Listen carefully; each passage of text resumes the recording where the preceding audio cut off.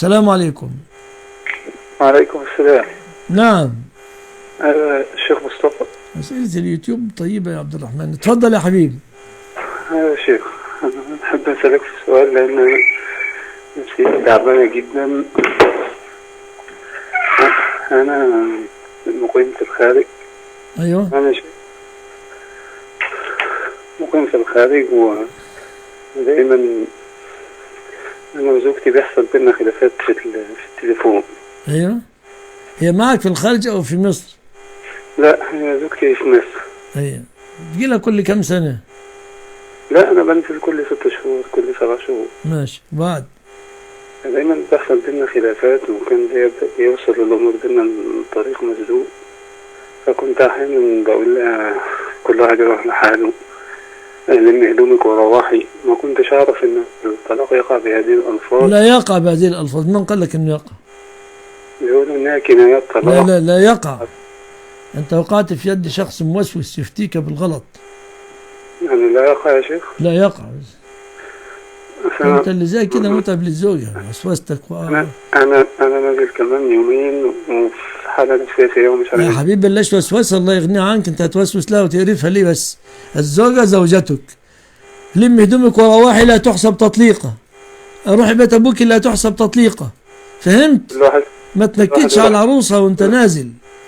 وكل واحد يروح لحاله لا تحسب. لا تحسب. طب ومن اضحك كده وابتسم ابتسم، يعني ما تبقاش كئيب كده وبئيس. وجاي لها بعد 6 شهور، جاي لها بعجرك وبجرك. تعالى كده مبسوط، افتح الباب، الحمد لله على السلامة يا حبيبتي، كلام طيب. طب وكان لو سمحت يا شيخ، كان في يوم حصل بينا مشكلة في التليفون. أيه. وكنت أنا في الشغل وقتها، وبعدين سرحت مع نفسي كده وتخيلت إن أخوها إنه قدامك قلت إن 60 كذا وأنت وقلت اللفظ الصريح، بس أنا مش متذكر إذا كان خرج مني تلفظت أو في خلاص داخلي. مش متذكر الأصل عدمه. يعني واحد مش متذكر إنه طلق زوجته، قد أكون وقد لا أكون، لا تحسب. يعني ما فيش يعني أتعامل عادي يا شيخ؟ أنا أتعامل عادي جدا، ويا ليت توصي واحد يمسك لك يعني كعمر ما مسك لأصبغ عصا وضربه. الله يبارك فيك. جزاك الله خير. توب إلى الله، توب إلى الله. فرفش كده وأنت شخص عقد كده، الله يحفظك. صح صح عبد الرحمن. صح. ماشي. السلام عليكم. وعليكم السلام. نعم. لو سمحت يا شيخ، ما حكم الهجرة ولا غير شرعية؟ هجرة، من كانت هجرته إلى الله ورسوله فهجرته إلى الله ورسوله.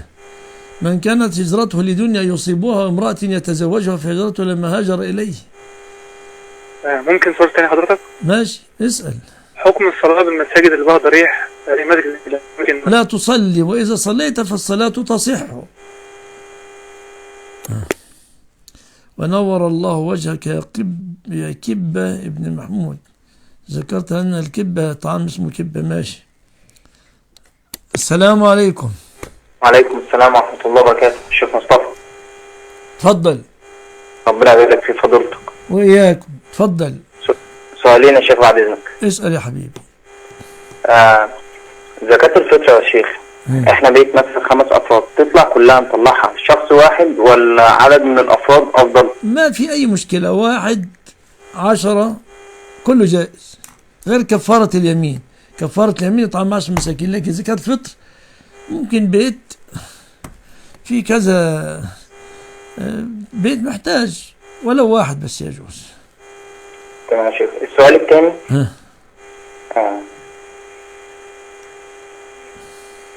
يا شيخ، أنا مثلا لو ختمت القرآن أكتر من ختمة، هل أهد مثلا ثواب ختمة لوالدتي أو والدي أو أي حاجة، ولا كلهم مثلا ليا؟ لم يرد عن رسول الله.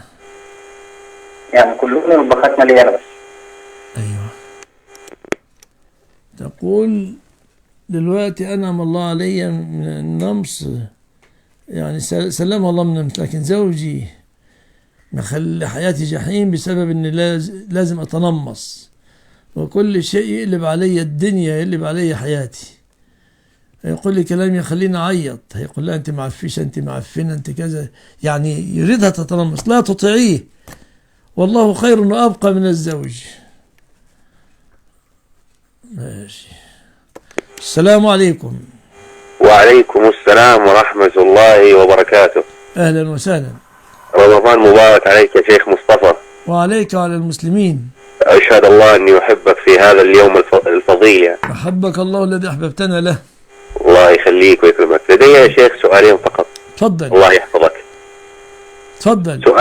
سؤال في الحديث. سؤال في الحديث، هل الإمام مسلم وضع أحاديث معلولة في كتابه الصحيح؟ بلا ريب. هذا بلا ريب وضع أحاديث معلولة ليبين علتها. فيأتي مثلا يبين علتها؟ طبعا، يعني يأتي بالروايات الصحيحة أحيانا، ويأتي برواية فيها خلل لبيان علتها. طيب يا شيخ، يعني أذكر لك مثال مثال تفضل. بغض النظر عن سؤالك، يعني أذكر حديثا يعني أورد مسلم الحديث قول أبي سفيان لرسول الله لما أسلم: يا رسول الله، أسألك ثلاثا تؤمرني كي أقاتل المشركين كما كنت أقاتل المسلمين. ابن معاوية تتخذه كاتبا لك، عندي أجمل العرب أم حبيبة أزوجك إياه. معلوم لدى الجميع أن الرسول تزوج أم حبيبة بعد أن مات زوجها في الحبشة، زوجها النجاشي لرسول الله، ودفع النجاشي لها مهر 4000. هذا قبل أن يسلم أبو سفيان بزمن. فكون يأتي يقول عندي أجمل العرب أم حبيبة أزوجك إياها، في خلل. فالعلامة ابن القيم استشكل هذا الأمر، واستشكل أيضا غيره أن النبي ما أمر أبا سفيان على أي غزوة. فاستشكل ابن القيم هذا الأمر، وبدأ يأتي بأجوبة العلماء على هذا. وفي النهاية قال: هذه من المسائل التي، أو من الأجوبة، هذه الأجوبة أجوبة لا يرتضيها أهل العلم بالحديث، والصواب أن الحديث من الأوهام. فأحيانا يأتي بحديث لبيان علته، يأتي بحديث مرفوع وبعدها يعقب بموقوف أو العكس. السلام عليكم. طب يا شيخ، عرضت يعني في هناك كلام مسند للشيخ الإمام مسلم أنه قال: عرفت أحاديث علي أبو زرعة، فأي حديث فيه إلا تركته لم أدخله. هو يترك أصل الحديث. أنت تعرف أن مسلم يأتي الحديث أحيانا ب5-6 روايات. نعم. أصل الحديث ثابت، لكن في زيادات تكون فيها خلل. مثلا أحيانا يروي حديث بالمعنى وفيه خلل. على سبيل المثال مثلا مش عارف في مسلم ولا في غيره، أن النبي عليه الصلاة والسلام سئل عن الرجل في صلاته يشك هل هو أحدث أم لم يحدث، يخيل إليه أنه يرى الشيء في الصلاة، قال: لا ينصرف حتى يسمع صوتا أو يجد ريحا. ده معروف الحديث، لكن يروى بلفظ: لا وضوء إلا من حدث، فيخطئ لما روى حديث لا وضوء إلا من حدث، لأنه هذا ينفي الوضوء من مس المرأة، ينفي الوضوء من لحوم الإبل، ينفي الوضوء من مس الذكر، ينفي أشياء كثير. أنت عايز أشياء، ده أنت تريد الآن احنا نشتغل في هذا الموضوع الذي أنت تتكلم فيه منذ ما يقارب 2 عندنا مادة علمية كثيرة فيه إن شاء الله. لو كنت من أهل الحديث. يا شيخ، هل في كتاب معين تنصحني في هذا المجال؟ والله طبعا أنت عندك كتاب، بس يعني جزء منه كتاب التتبع للدارقطني، كتاب التتبع للدارقطني الإمام الدارقطني بتعليق شيخنا الشيخ مقبل بن هادي الوداعي رحمة الله عليه، وكتاب بين الإمامين الدارقطني ومسلم للشيخ ربيع بن هادي حفظه الله. يا شيخ، أريد كتاب في منهج الإمام مسلم في وضعه للأحاديث. تقرأ المقدمات، يعني مثل ما تقرأ المقدمة، لكن لازم تقرأ الكتب المنتقدة لمسلم، الكتب المنتقدة لمسلم، يعني جهود الإمام مسلم في تصنيف حديثه، مثلا مقدمة الإمام مسلم، الدفاع عن مسلم عند من يدافعون عنه، كيف يدافعون، الحديث المعنعن بين البخاري ومسلم، في كتب كثيرة.